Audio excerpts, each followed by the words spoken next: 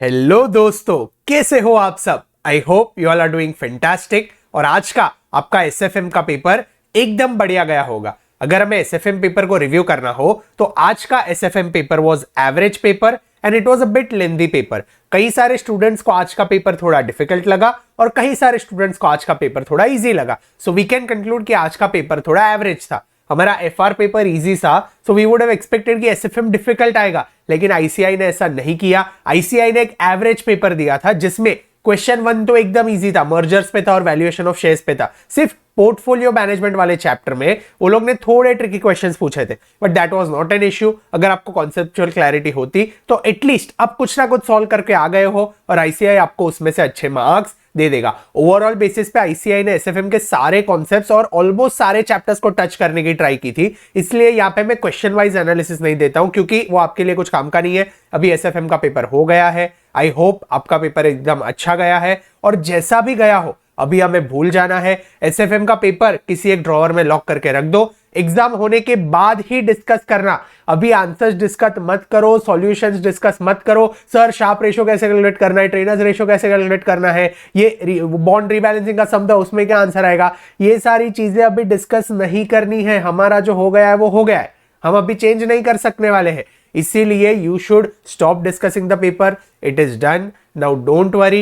Now you have to focus on audit. Now you have to focus on audit. Since FR paper was easy, SFM paper was average, audit paper is one paper that we have to now focus and clear on. Audit में अगर आप clear करते हो then law is not an worry. Law में issue नहीं है, law आप आराम से clear कर जाओगे। तो हमारा ग्रुप 1 अगर आप ऑडिट पेपर परसों का जो है वो अच्छा लिखते हो तो your group 1 will be sorted. Hence audit paper पर अभी अच्छे से ध्यान दो। ऑडिट पेपर में क्या क्या करना है, तो सबसे पहली चीज है cover maximum topics possible. Audit में जितने चैप्टर्स हो सकते हैं उतने कवर करो, फटाफट फटाफट ऑडिट पढ़ने बैठ जाओ। Second, don't stick on one topic. You have just 1.5 days. Audit में एक टॉपिक पर स्टिक करके मत बैठे रहो, हर एक टॉपिक को कवर करते जाओ, रीड करते जाओ, मूव ऑन नेक्स्ट। पढ़ो, रीड करो, मूव ऑन नेक्स्ट। आपको ऑडिट अभी रिवाइज कैसे करना है 1.5 डेज में, you have to read, you have to reread and you have to move ahead. You have to read the topic, you have to reread the topic, you have to read the question and move ahead. अभी by heart करने मत बैठो, अभी bye हार्टिंग नहीं करना है, वरना 1.5 days में आप सब कुछ कवर नहीं कर पाओगे।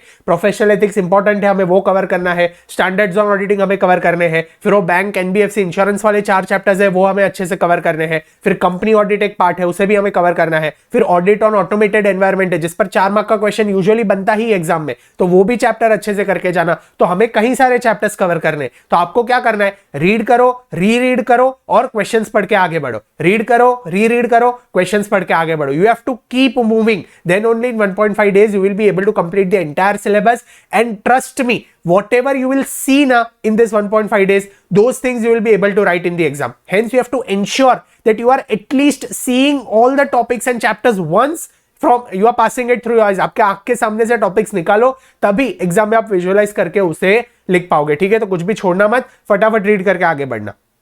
फोर्थ पॉइंट है, don't worry if you can not recollect, it happens with everyone. सभी के साथ ये होता है, ऑडिट के पेपर में आपको चीजें रिकलेक्ट नहीं होती है। इसकी वजह से अगर आप टेंशन लेते हो ना तो आपका पेपर और बगड़ेगा। Let me tell you an example, real life example जो मेरे साथ मेरे फ्रेंड के साथ हुआ था। वो मेरे बिल्डिंग में ही रहता है। जो दिन ऑडिट का पेपर था, the day when we had to appear for audit, we had decided कि मॉर्निंग से पेपर के तक 1 PM तक हम पूरे स्टैंडर्ड्स करेंगे। तो हमने पहले स्टैंडर्ड्स रिवाइज नहीं किए थे in that one day, first day. Second day हमने सोचा था कि सुबह उठकर हम स्टैंडर्ड्स रिवाइज करेंगे। And in morning he got tense, उसे टेंशन आ गया, उसे स्ट्रेस आ गया, जिसकी वजह से ही स्टार्टेड वॉमिटिंग और he got totally worried कि अभी क्या करूं। He called me, I told him कि एक काम कर, एटलीस्ट 1.5 hour अभी थोड़ा सो जा, बिकॉज तुझे वॉमिटिंग हुई है, हेल्थ अच्छी नहीं है। Now even if you study you won't remember. तो वो सो गया। 7 बजे के बाद वो उठा 7 साढ़े 7 को, एंड अभी टाइम कम था, सारे स्टैंडर्ड्स रिवाइज करना पॉसिबल नहीं था। सो ही आस्क्ड मी करूं क्या, शुड आई रिवाइज स्टैंडर्ड्स या should I revise questions. I told you revise only one thing, या तो स्टैंडर्ड्स का थियरी रिवाइज कर ले या तो स्टैंडर्ड्स का क्वेश्चन रिवाइज कर ले, दोनों में से एक रिवाइज करके चले जा, लेकिन इंश्योर कि एटलीस्ट एक बार तू सारे स्टैंडर्ड्स फटाफट फटाफट देख लेता है। उसने वो पूरे स्टैंडर्ड्स अच्छे से देख लिए, and trust me he got more marks in audit than me. उसे मेरे से ज्यादा मार्क्स आए ऑडिट में। इसीलिए आप टेंशन मत लो, अगर आपका कुछ छूट जाता है, कुछ रह जाता है, आप कुछ भूल जाते हो, इससे फर्क नहीं पड़ता है। उसे एग्जाम के दिन उसका 1.5 आवर्स वेस्ट हो गया था सुबह, फिर भी उसे मेरे से ज्यादा मार्क्स है। क्यों? बिकॉज ही वॉज कॉन्फिडेंट, उसने जो पढ़ा था ना उसे खुद पर विश्वास था कि नहीं, whatever I have studied I will be able to appear in the exam and he scored well in audit. इसलिए डरना नहीं है, टेंशन नहीं लेना है। ऐसा होता है, आप भूल जाते हो, चीजें याद नहीं आती है, ये सबके साथ होता है, रैंकर के साथ भी होता है, AIR 1 के साथ भी होता है, AIR 50 के साथ भी होता है, और जो बंदा फेल होता है उसके साथ भी होता है। इसलिए चीजें भूलना कॉमन है। Don't worry, you have to keep reading and revising. Read करो, रिकॉल करो, रिवाइज करो, रीड करो, रिकॉल करो, रिवाइज करो, रीड करते रहो। जितना ज्यादा रीड करोगे उतना ब्लूप्रिंट यहां पे माइंड में बनता जाएगा, चीजें सबकॉन्शियस माइंड में सेव होती है। एग्जाम में जब आपको क्वेश्चन दिखेगा ना तो सबकॉन्शियस माइंड में से चीजें ऑटोमेटिक बाहर आएगी और आपको पेपर में लिखने में हेल्प करेगी। ठीक है, तो डरना नहीं है बिल्कुल भी। ऑडिट के पेपर में आपको सिर्फ पढ़ना है और भगवान पे ट्रस्ट करना है। ही विल श्योरली एंश्योर कि आपका ऑडिट का पेपर एकदम बढ़िया जाता है। नेक्स्ट है एमसीक्यूज। एमसीक्यू सॉल्व करने में ज्यादा टाइम वेस्ट मत करना। सिर्फ 15-20 मिनट में आईसीआई के जो आपने मार्क करके रखे हैं ना, उतने एमसीक्यूज अगर आपको देखने हैं तो एक बार देख लेना, बट ज्यादा टाइम वेस्ट नहीं करना है। And last and most important, revision videos. Revision videos अगर आपको देखना है तो थोड़ा टाइम के लिए देखो, लेकिन कंटिन्यूसली कल रिविजन वीडियोस नहीं देखना है। आज अगर आप एग्जाम से आ गए हो, थोड़ा थक गए हो, आपको लग रहा है कि मैं बुक लेके पढ़ूं तो याद नहीं रहेगा, तो आज अगर आपको रिवीजन वीडियोस का सपोर्ट लेना है तो लो, लेकिन कल और परसों के दिन एटलीस्ट रिवीजन वीडियोस मत देखना।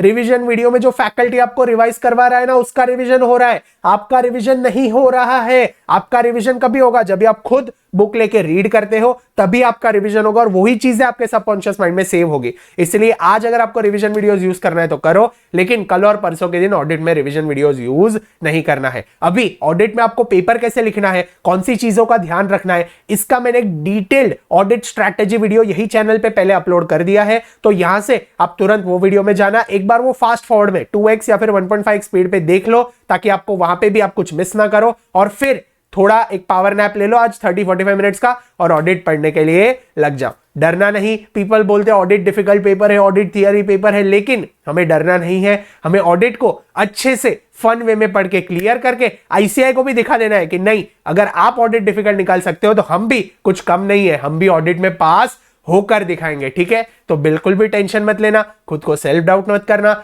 चीजें भूल जाते हो तो ठीक है, एग्जाम में आपको याद आ जाएगी। ठीक है, so don't worry, keep smiling, stay motivated और अच्छे से पढ़ाई करते रहो। आई एम श्योर आप ऑडिट में भी क्लियर कर जाओगे, ग्रुप 1 भी क्लियर कर जाओगे, और ये अटेम्प्ट में सीए की एग्जाम्स क्लियर करके ये अटेम्प्ट में ही आप सीए भी बन जाओगे। ठीक है, so all the very best for audit. Keep studying, keep smiling, be happy, bye bye.